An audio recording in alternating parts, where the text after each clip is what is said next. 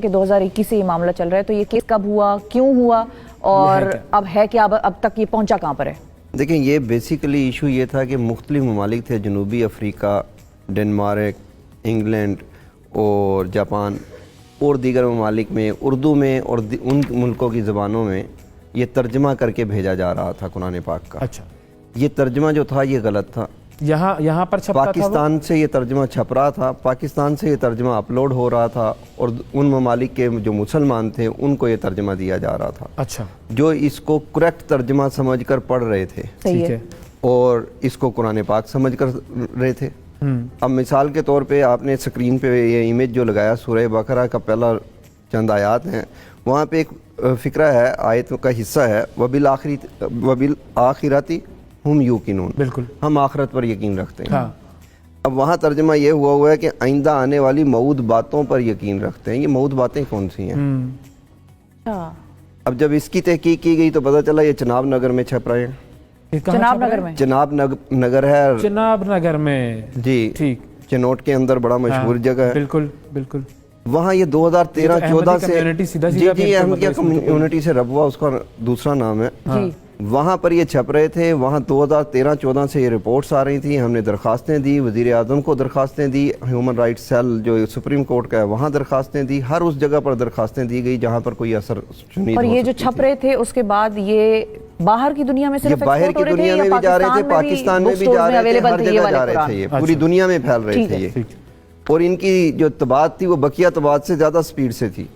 اچھا، آخر میں سپریم کورٹ اور دیگر وزیر اعظم ہاؤس سے یہ آرڈر گئے، اس پہ ایک کمیٹی بنی، اوقاف کے منسٹر نے اس کو ہولڈ کیا، اس میں یہ چیزیں سامنے لائے، ہم نے وہ سارے نسخے ان کو دیے، لسٹیں دیں کہ یہ ویب سائٹس ہیں، یہ قرآن پاک کے نسخے ہیں، یہ کتب خانے ہیں جہاں سے یہ نکل رہی ہیں۔ ٹھیک ہے، وہاں پر انہوں نے ہماری بات کو تسلیم کیا اور انہوں نے اس پہ ایک کمیٹی بنا دی کہ یہ جا کے ان طباعت خانوں پہ جا کے خود وزٹ چیک کریں گے، ٹھیک ہے۔ انہوں نے یہ چناب نگر کی انتظامیہ سے اجازت لی تو انہوں نے اجازت نہیں دی، یعنی قرآن بورڈ کو ایک علاقے کی انتظامیہ نے اجازت نہیں دی کہ آپ آ کر وزٹ کر سکتے ہیں، اور یہ حکومت کا ادارہ ہے، یہ حکومت کا ادارہ ہے، قرآن بورڈ صوبائی ادارہ ہے، ٹھیک ہے، صحیح ہے۔ اس کے بعد پھر ہمیں یہ ہوا کہ جب انکار ہو گیا تو ہم نے 2018 تک اس کو درخواستوں میں چلتے رہے، آخر میں ہم نے پٹیشنیں ڈالنی شروع کر دی عدالت میں۔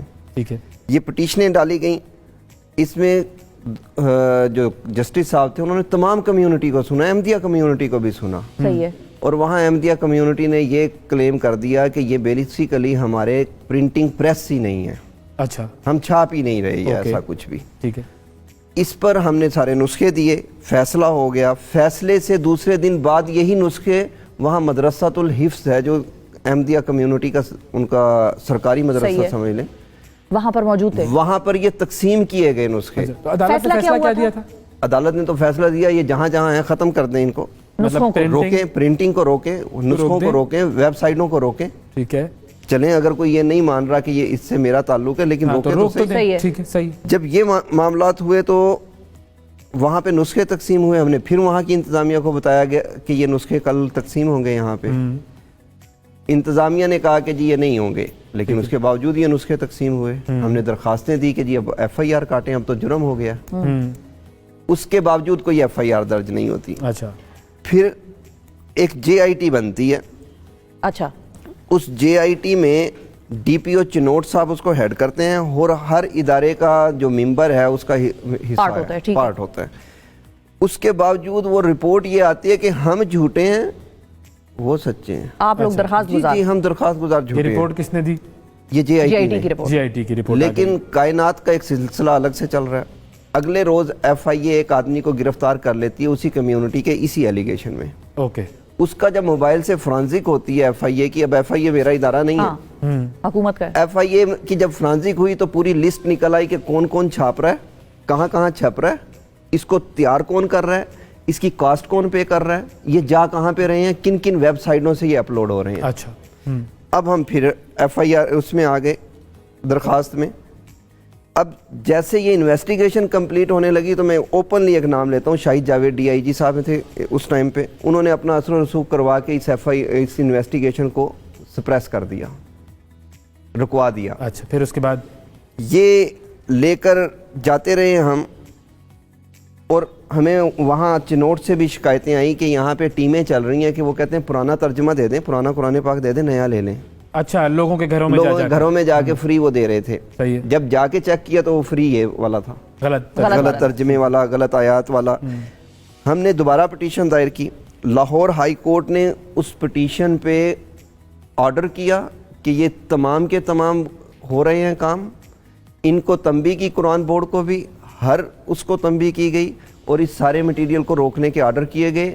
इम्प्लीमेंटेशन आज तक नहीं हुई। 2 मरतबा वज़ीर आला पंजाब को बुला लिया गया, जो के हैं उस वक्त के बुज़दार साहब थे। सही है। उसके बाद अब दोबारा कंप्लाइंस के लिए प्रिंसिपल सेक्रेटरी हैं वज़ीर आज़म के तलब, प्रिंसिपल सेक्रेटरी हैं वज़ीर आला के तलब कि ये क्या चीज़ है। अब आपका देखें, कंप्लाइंस रिपोर्ट देनी थी इन्होंने, सारे नुस्खे जो हैं वो कब्जे में लेने हैं, सब कुछ वो कुरान प्रिंटिंग प्रेस को रोकना है, प्रिंटिंग प्रेस को तो अब रोकना ये है। करेगा कौन? इस ऑर्डर की इम्प्लीमेंटेशन कौन कराएगा? क्योंकि अदालत का हुक्म है तो वो तो कंटेम्प्ट ऑफ कोर्ट में हो जाएगा मामला। अगर ये कंटेम्प्ट ऑफ कोर्ट लगी हुई हैं अब। जी। अब देखें, अमल हुकूमत ने करना है। हाँ, मेरा मुल्क के अंदर अमन भी हुकूमत ने कायम करना है। सही है। हर वो काम मैं करूँ इलीगल या कोई और करे, उसको गवर्नमेंट ने रोकना है। अब गवर्नमेंट क्या करती है, ये दीन का काम है। अगर जी। हम पहले लेवल पे जाते हैं तो दीन का नाम इस्तेमाल किया जाता है वोट लेने के लिए, जज्बात भड़काने के लिए, मेरा खून लेने के लिए, फ्री के खिदमतगार लेने के लिए। लेकिन काम क्या करते हैं यही सियासतदान जो बाहर आप और मैं समझते हैं क्या क्या नारे हैं इनके, क्या क्या स्लोगन हैं, और 2021 में कौन हुक्मरान थे वो भी सबको पता है।